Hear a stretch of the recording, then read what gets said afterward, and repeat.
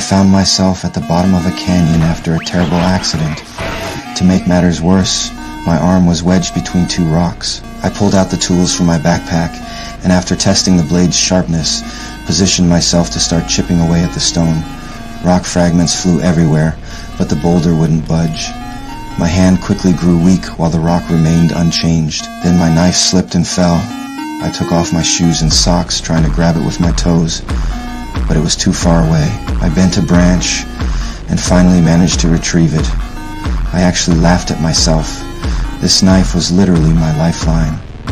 But reality quickly wiped the smile off my face. My arm was starting to go necrotic from the lack of blood flow. I had to work faster. I kept chipping away until nightfall when my parched throat forced me to stop. I took a small sip from my water bottle. It wasn't much, but given the circumstances, I was grateful for every drop. After drinking, I threw my climbing rope upward. Being left-handed wasn't my strong suit, so it took several attempts before I got it right. Once secured, I tied the other end around myself. Finally, I could rest safely.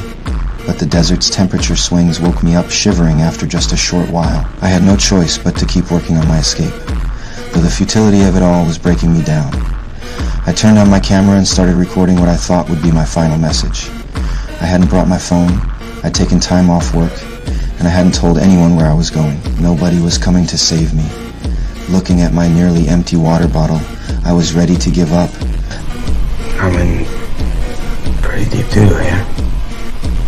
After collecting myself, I watched the footage I just recorded. Seeing myself act like such a coward made me feel ashamed. Here I was, someone who'd conquered countless dangerous terrains, crying like a child. Between the blood loss and dehydration, I passed out. A thunderclap jolted me awake. Storm clouds were rolling in, and soon it started pouring. I opened my mouth to catch the rain and filled my water bottle with what I could collect. The rain kept intensifying before I knew it.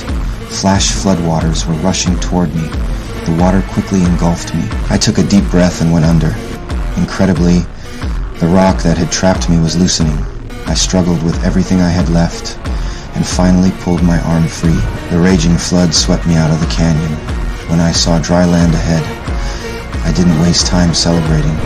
I found my vehicle and got the hell out of there.